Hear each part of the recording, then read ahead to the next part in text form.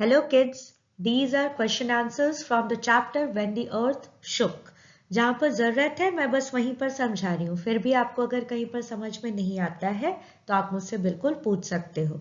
सबसे पहले क्वेश्चन में आपसे पूछा है what is an earthquake? An earthquake is defined as sudden shaking of the earth's surface because of seismic waves. बेटा seismic waves earthquake के जो waves होते हैं उनको कहा जाता है, इसीलिए तो साइस्मोग्राफ जो होता है, साइस्मोमीटर जो होता है, उस इंस्ट्रूमेंट का इस्तेमाल हम लोग किस लिए करते हैं? अर्थक्वेक की इंटेंसिटी को नापने के लिए, to detect an earthquake and how strong that earthquake is. ठीक है, what are the reasons for earthquake? Already discussed, instrument discussed. In fourth question, you have been asked which scale is used to measure the intensity of an earthquake.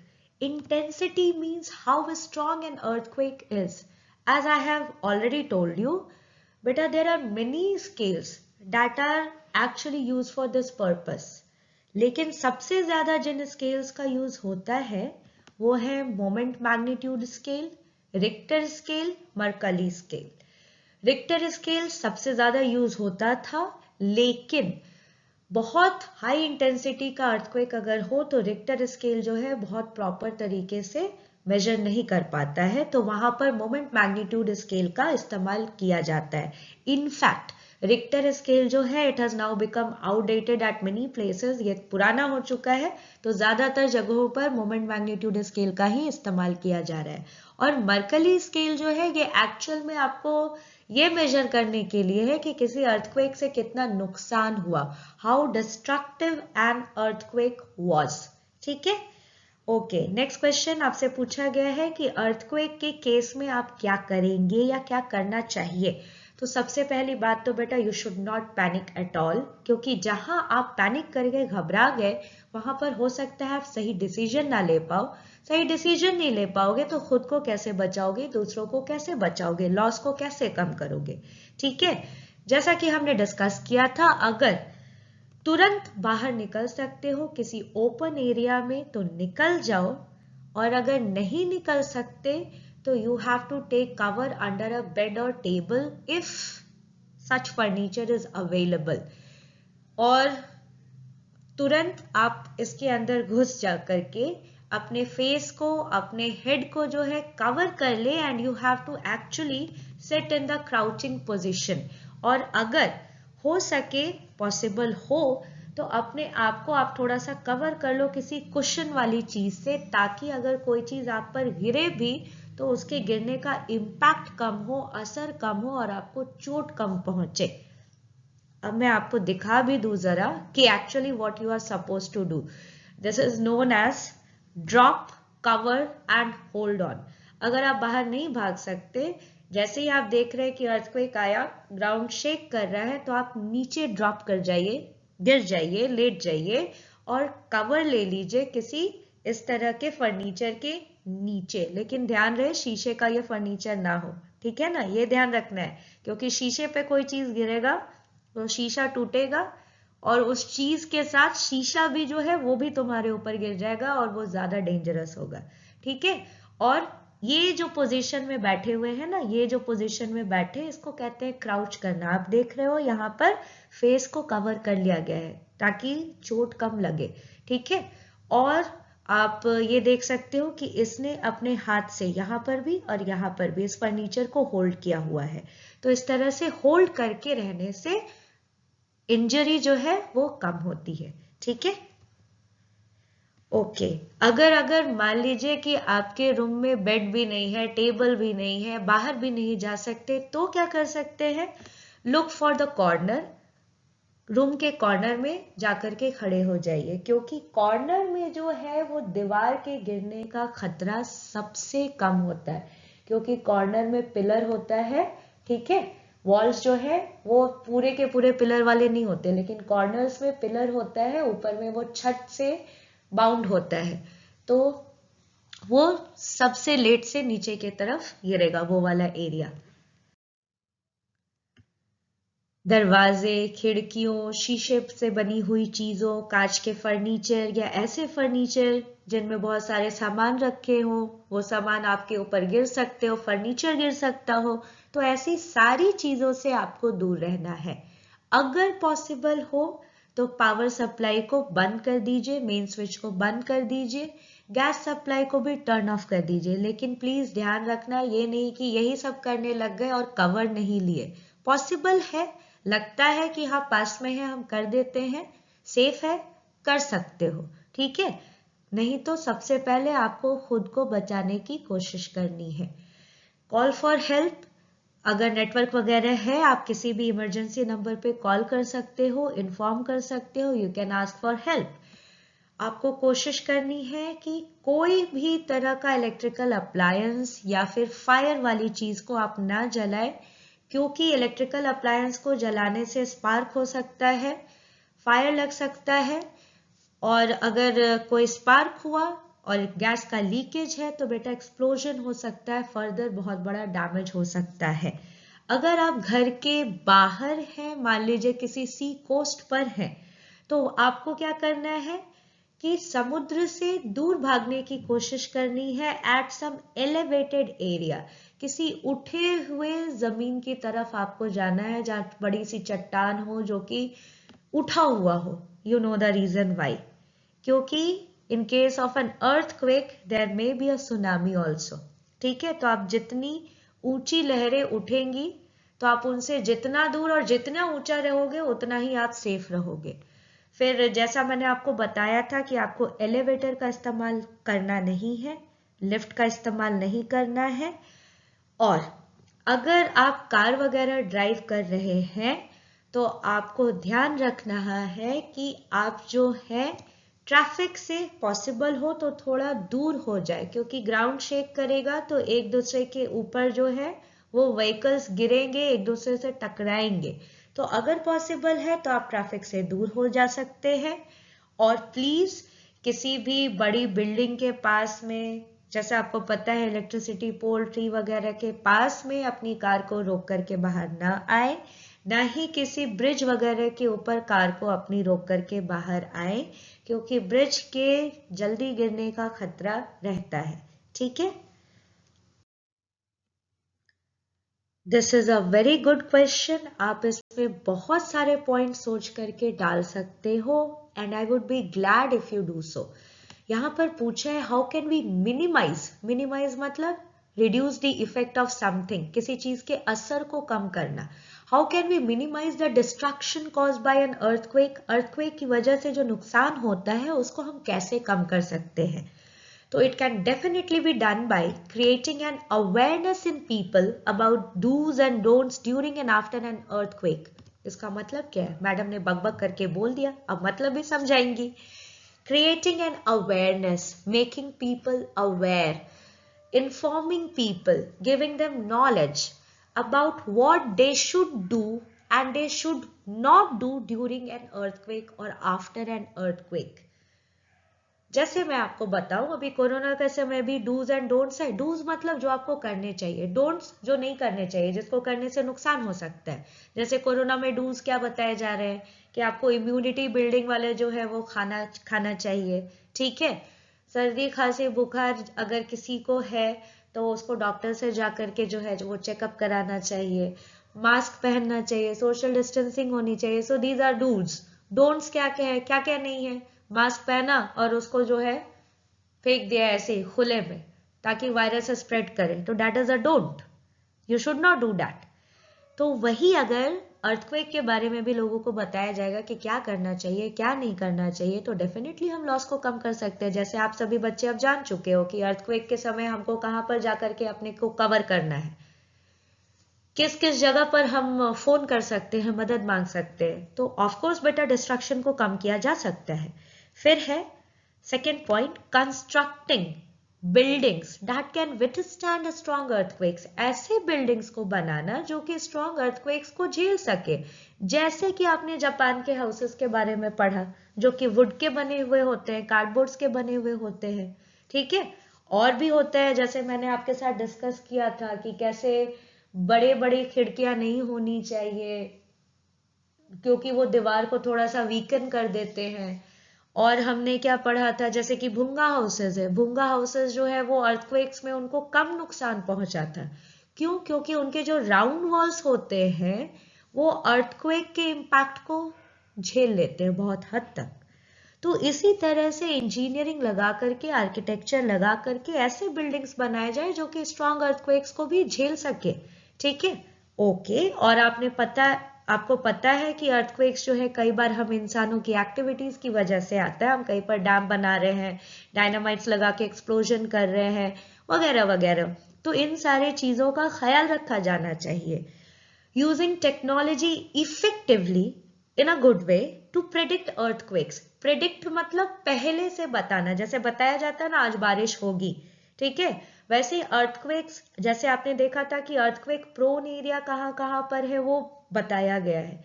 तो वो study किया जाता है, geologist होते हैं वो सब स्टडी करते हैं कि कहाँ पर टेक्टोनिक प्लेट्स का मूवमेंट ज्यादा है, कहाँ पर साइस्मिक वेव्स ज्यादा रिकॉर्ड किए जा रहे हैं, वहां पर अर्थक्वेक आने की संभावना ज्यादा है। तो इसी तरह से टेक्नोलॉजी का इस्तेमाल करके थोड़ा सा प्रिडिक्ट कर पाना कि अर्थक्वेक कहाँ पर आने की संभावना है और उस हिसाब से स्टेप्स लेना, प्रिकॉशंस लेना। कई बार तो बेटा ऐसा होता है कि जियोलॉजिस्ट जो है, जो ऑर्गेनाइजेशंस है, वो study these earthquakes, these साइस्मिक waves, उनको अगर पता होता है वो इन्फॉर्म भी कर देते हैं कंसर्न डिपार्टमेंट को कि यहाँ पर जो है अर्थक्वेक आने की संभावना है अगले 1 महीने में या अगले 1 हफ्ते में, क्योंकि यहाँ पर बहुत सारे ट्रेमर्स फील किए जा रहे हैं। तो भी कुछ मिनिस्टर्स या जो कंसर्न अथॉरिटीज हैं वो एक्शन नहीं लेते हैं। नतीजा ये होता है कि नुकसान हो जाता है। अगर वक्त रहते स्टेप्स ले लिए जाए तो नुकसान को बहुत कम किया जा सकता है। लास्ट में लिखा है quick response during and after N earthquake. Earthquake कहीं पर आया तो क्विक रेस्पॉन्स होना चाहिए लोगों को बचाने के लिए, और वो रेस्पॉन्स बिल्कुल ऑर्गेनाइज्ड और सही तरीके से भी होना चाहिए। जैसे कि आपने जासमा वाले केस में पढ़ा था कि कैसे बेटा कोई आता था फूड को डिस्ट्रीब्यूट करने के लिए तो लोगों में भगदड़ मच जाती थी, लोग उसको लेने के लिए दौड़ते थे उसके पीछे। तो why was there such a scenario? क्योंकि सभी को खाना नहीं मिल रहा था सही से। क्यों ऐसा है कि लोग को जो है अक्सर अर्थक्वेक के बाद जो है लोग शेल्टर होम्स में जो रहते हैं, टेंट्स में रहा करते हैं, वहां पर बीमारियां फैल जाती हैं। क्यों फैल जाती है? क्यों नहीं सारी चीजों का ध्यान रखा जाता है? प्रॉपरली टेंट्स लगाए जाए, दूरी पर लगाए जाए, हाइजीन का ख्याल रखा जाए, मेडिकल फैसिलिटीज दिए जाए। वाई? अगर ये सारी चीजें दिए जाएंगी तो डेफिनेटली डिस्ट्रैक्शन कम होना ही है। ठीक है। हु इज एन आर्किटेक्ट हो गया, ठीक है। ये नेक्स्ट क्वेश्चन भी हमने डिस्कस किया हुआ था। Special features of bhunga houses, ये भी है। Describe some natural disasters and man-made disasters. ये मैंने यहाँ पर सभी का डेफिनेशन नहीं लिखा है, बस आपको पता होना चाहिए कि किस डिजास्टर में क्या होता है। ठीक है, जैसे कि अर्थक्वेक मैंने नहीं लिखा, पहले ही मैं लिखा चुकी हूँ, it is sudden shaking of the earth. Next is volcanic eruption. यहां पर मैंने समझाने के लिए लिखा भी है कि डीप विद इन दी अर्थ, अर्थ के काफी अंडर डेप्थ में अगर जाओगे तो there is a lot of heat. इतने हीट की वजह से रॉक्स जो हैं वो पिघल चुके हैं, और वो जो गाढ़ा लिक्विड बनता है रॉक्स के पिघलने से, that is known as magma, MAGMA। ये मैग्मा जो है ये ऊपर की तरफ जब आने की कोशिश करता है और इस कोशिश में किसी क्रैक वगैरह के थ्रू वो बाहर आ जाता है, that is known as eruption of volcano. Next is flood. यहां पर मैंने लिखा है overflow of a water body that submerges. Submerge मतलब होता है डुबाना, near by land that remains usually dry. किसी भी वाटर बॉडी में पानी का बहुत ज्यादा हो जाना जिसकी वजह से वो आसपास के लैंड को, जो कि यूजुअली ड्राई रहता है, उसको डुबो दे, उसको हम लोग कहते हैं flood. Now I have told you that flood can be man made, it can be natural also. Next is drought. Drought is defined as scarcity or shortage of water due to no or very little rainfall in some area. किसी जगह पर पानी की बहुत ज़्यादा कमी है क्योंकि वहाँ पर बारिश नहीं हुई है या फिर बहुत कम बारिश हुई है, उसको हम लोग ड्रॉट कहते हैं, सूखा पड़ना कहते हैं. You can see in this picture that because of scarcity of water, cracks have developed in the ground. इतने बड़े बड़े दरार पड़ गए, मिट्टी पूरी तरह से सूख चुकी है. Famine. Famine is actually extreme shortage of food, जिसकी वजह से लोग जो है भूखे भी मर सकते हैं. Now famine could be because of various reasons. कहीं पर नेचुरल डिजास्टर कोई आया जिसकी वजह से लोगों को खाने के लिए खाना नहीं मिल रहा है, बहुत दिनों तक भूखे मर रहे हैं, तो भी फैमिन हो गया. कहीं पर वॉर है जिसकी वजह से लोगों को खाना नहीं मिल पा रहा है, तो भी फैमिन हो गया. तो because of any reason, if there is extreme shortage of food and a condition is such that people are dying because of hunger, that is defined as famine. और इस फोटो को देख लो बेटा, बड़ा ही दर्दनाक फोटो है. यू कैन एक्चुअली सी कैसे यहाँ पर लोग जो है वो भूख से मर चुके हैं.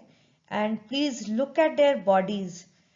ये देखो बेटा, ये पूरा स्केलेटन जो है ये कैसे दिख रहा है, और इसका पेट देखो ये कैसे अंदर बिल्कुल पचक सा गया है, धस सा गया है, खाना ही नहीं था इतने दिनों तक. इस बच्चे की बॉडी को देखो, यहाँ पर जो लोग सब है इनकी हालत को देखो. Then is tornado. Tornado is actually a very strong, dangerous wind, as you are seeing in this picture, in the shape of a cone. और ये स्पिन करता रहता है, गोल गोल गोल गोल घूमता रहता है. तो ये गोल गोल घूमते हुए काफी तेजी से जहां जहां से भी गुजरता है वहां पर ये बहुत ज्यादा नुकसान पहुंचा सकता है. फिर बेटा साइक्लोन, हरिकेन, टाइफून. मैंने आपको बताया था ये तीनों के तीनों एक ही चीज है, बस अलग अलग रीजन में इनको अलग अलग नाम से बोला जाता है. So these are actually wind storm that form over some water. जैसे कि समुद्र के ऊपर, ओशंस के ऊपर इस तरह के सर्कुलर विंड का जो फॉर्मेशन होता है, जो कि कभी कभी समुद्र से होते हुए लैंड से भी आ टकराता है और फिर तेज बारिश होती है, तूफान आता है, बहुत नुकसान होता है. उसको हम लोग साइक्लोन या हरिकेन या टाइफून कहा करते हैं. स्नो स्टॉर्म, ये है आपका हेल स्टॉर्म. हमने पहले भी डिस्कस किया था difference between snowstorm and hailstorm. Snowstorm में बेटा स्नो जो गिरता है that is very light in weight. वो बिल्कुल फेदरी, एकदम हल्का रुई जैसा होता है, ठीक है. लेकिन हाँ, बहुत ज्यादा बर्फबारी हुई कहीं पर तो लोगों को डेफिनेटली बहुत नुकसान पहुंच सकता है, बहुत सारे लोग मर सकते हैं. तो वो स्नो स्टॉर्म हुआ. और ऐसा स्टॉर्म जहां पर इस तरह के ओले पड़ रहे हो जो कि वेट में काफी भारी होते हैं, इनमें इतना पावर होता है कि ये गाड़ियों में भी गड्ढा कर सकते हैं, शीशों को तोड़ सकते हैं, हेड पर गिर जाए तो हेड इंजरी हो सकती है, डेथ हो सकता है, नुकसान पहुंच सकता है. They are extremely heavy. बड़े बड़े साइज के तो बहुत ही हेवी होते हैं, बहुत ज्यादा नुकसान कर सकते हैं. स्नो जो है वो तो बेटा बिल्कुल रुई जैसा हल्का होता है, तो इसे हम लोग हेल स्टॉर्म कहते हैं, ठीक है. इससे नुकसान हो सकता है. This is thunder storm. Thunder storm में क्या होता है, बहुत जोरों के बादल गरजते हैं, बहुत सारी लाइटनिंग होती है, बहुत बारिश हो सकती है, तूफान आ सकता है, तेज हवा बह सकती है और बहुत ज्यादा नुकसान हो सकता है. ये पिक्चर मैं आपको दिखा रही हूं, this is actually a dust storm. देखिए धूल भरी आंधी चल रही है. ये मैंने YouTube द गार्डियन चैनल से लिया है. जरा देख लीजिए बेटा कि कितना स्ट्रॉन्ग इंटेंसिटी है डस्ट स्टॉर्म का.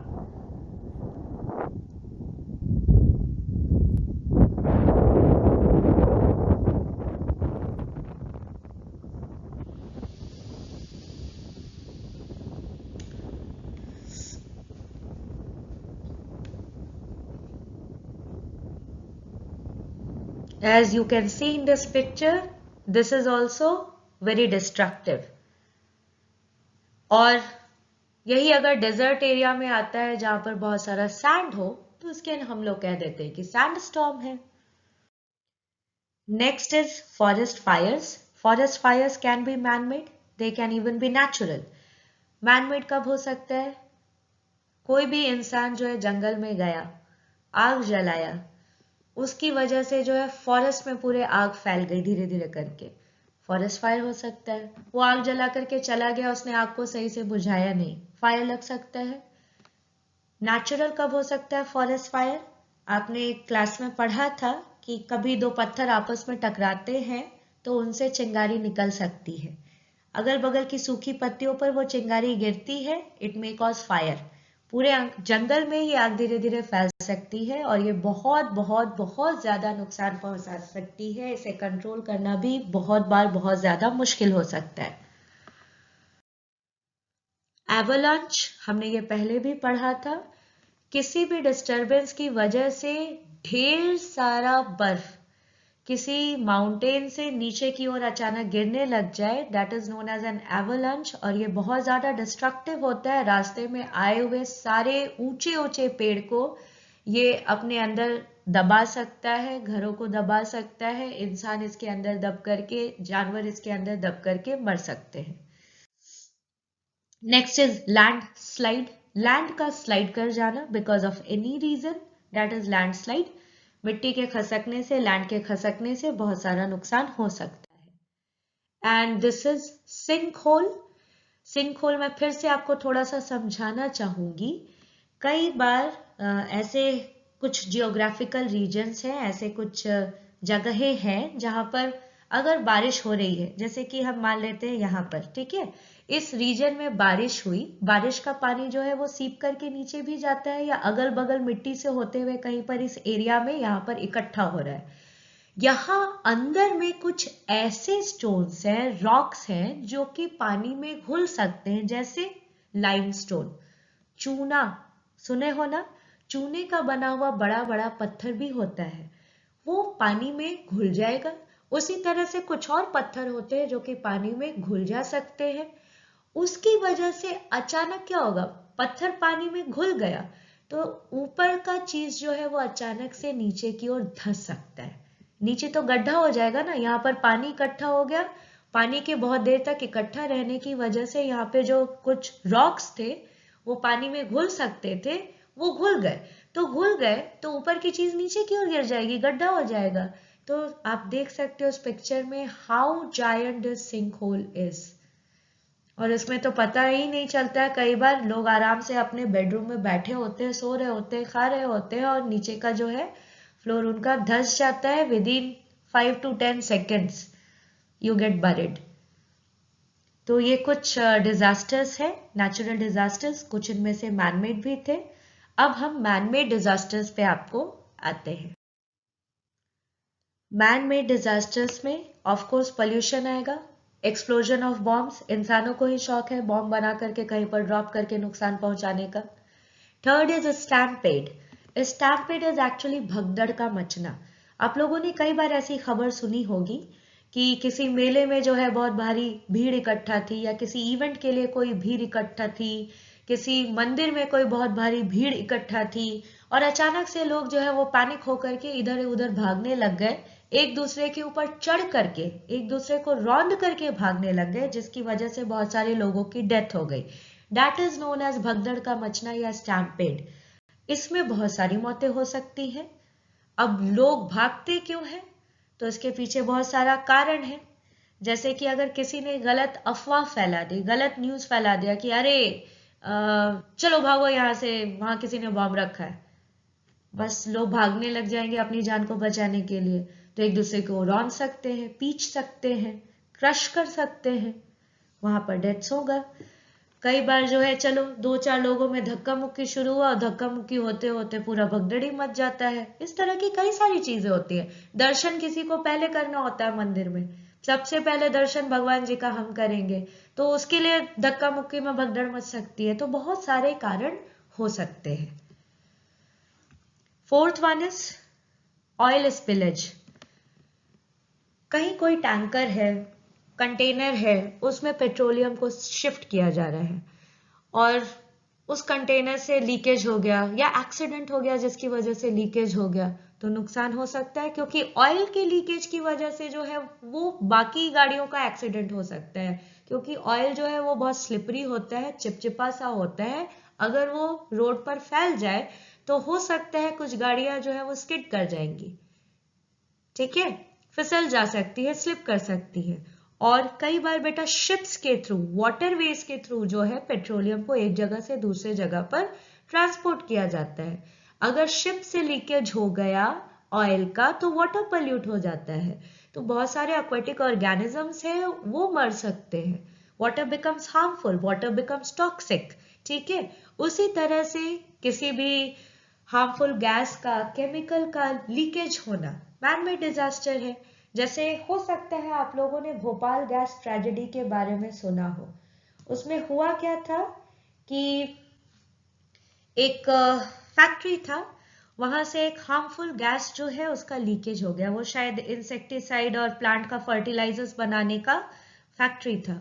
वहां से जब ये लीकेज हुआ तो बेटा बहुत ज़्यादा नुकसान हुआ, बहुत सारे डेथ तो हुए ही, और उसका असर ये है कि आज तक वहां पर कई सारे नए बच्चे जो पैदा ले रहे हैं वो भी बेटा डिसेबल्ड है, दिव्यांग है, हैंडीकैप्ड है, ठीक है। ओके, वॉर, वॉर तो ऑफ कोर्स मैन मेड ही है। ट्रैफिक एक्सीडेंट्स, न्यूक्लियर रेडिएशन, आपको मैंने न्यूक्लियर प्लांट के बारे में बताया था, व्हाट इफ इट फिनिशेस में। हम लोग न्यूक्लियर प्लांट लगा करके उससे एनर्जी निकालने की कोशिश करते हैं और इस एनर्जी से बहुत सारा काम किया करते हैं। तो न्यूक्लियर रेडिएशन जो वहां से जो हार्मफुल रेज निकलते हैं वो बहुत ज्यादा खतरनाक होते हैं। तो न्यूक्लियर रेडिएशन का अगर ध्यान न रखा गया, न्यूक्लियर वेस्ट को सही से डिस्पोज नहीं किया गया, कई बार सही से डिस्पोज करने के बावजूद लीकेज हो सकता है, तो उसके लिए कौन जिम्मेदार है? हम ही लोग जिम्मेदार है ना। न्यूक्लियर प्लांट बिठा करके हम लोग उससे एनर्जी निकालने की कोशिश कर रहे हैं। फायर्स हम लोग की वजह से हो सकते हैं, फ्लड हम लोग की वजह से हो सकते हैं, अर्थक्वेक हम लोग की वजह से हो सकते हैं, रायट्स जो दंगा फसाद होता है, RIOTS, लोग एक दूसरे को जो मारते हैं, वो क्या है? That is also man made disaster. मैंने यहाँ लिखा नहीं, आप उसको ऐड कर लेना 12th पॉइंट, ठीक है। So this is all from this chapter. आप इन्हें नोट डाउन कर ले अपनी कॉपी में।